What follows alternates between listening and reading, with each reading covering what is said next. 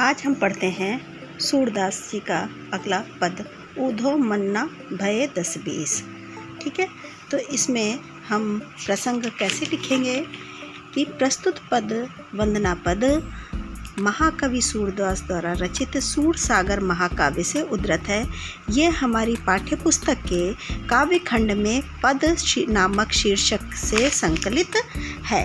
अब प्रसंग कैसे लिखेंगे? यह भ्रमर गीत प्रसंग का एक सरस अंश है। श्री कृष्ण मथुरा चले गए हैं। उनके वियोग में गोपियाँ अत्यधिक व्याकुल हो रही हैं। उद्धव जी श्री कृष्ण का संदेश लेकर ब्रज में आए हैं। गोपियाँ उनसे अपने मन की व्यथा कहती हैं कि वे श्री कृष्ण जी के अतिरिक्त किसी अन्य की आराधना नहीं कर सकती हैं। ठीक है, अब आते हैं व्याख्या पर। उद्धव मन्ना भय 10-20। गोपियाँ कहती हैं, हे उद्धव, हमारे पास 10-20 मन नहीं है, हमारे पास सिर्फ एक ही मन है। एक होतो सो गयो श्याम संग को अब राध है ईश, इंद्रिय शिथिल भई केशव बिन जो देही बिन शीस। हमारे पास केवल एक ही मन था, वो भी श्री कृष्ण जी हमारे साथ अपने साथ ले गए हैं। अब हम किस मन से तुम्हारे निर्गुण ब्रह्म की आराधना करें? श्री कृष्ण जी के बिना तो हमारी इंद्रियां उसी प्रकार शिथिल और शक्तिहीन निर्बल हो गई हैं जैसे परमात्मा बिना शरीर वाला जो धड़ है वो शिथिल होकर बेकार हो जाता है। हमारे तो परमात्मा ही सब कुछ हमारा ले गए हैं। आशा लागी रहित तन स्वा जीवह कोटि बरीस, तुम तो सखा श्याम सुंदर के सकल जोग के ईश। श्री कृष्ण जी के लौटने की आशा में हमारे शरीर में श्वास चल रही है और इसी आशा में हम करोड़ों वर्ष तक जीवित रह सकती हैं।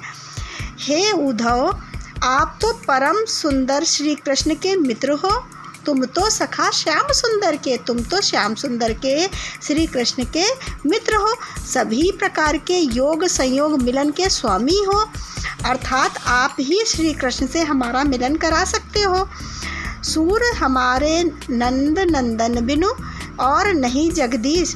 सूरदास जी कहते हैं, गोपियों ने उद्धव से स्पष्ट रूप से बता दिया है कि नंद जी के पुत्र श्री कृष्ण के अतिरिक्त हमारा कोई और ईश्वर नहीं है। तुम किस निर्गुण ब्रह्म की बात कर रहे हो? अर्थात श्री कृष्ण ही हमारे एकमात्र आराध्य हैं।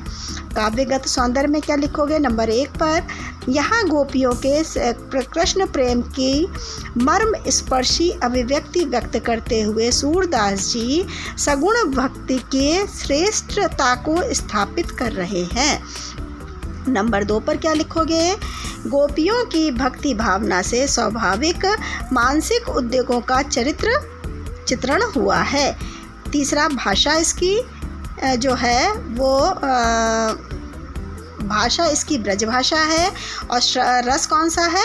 वियोग श्रृंगार है।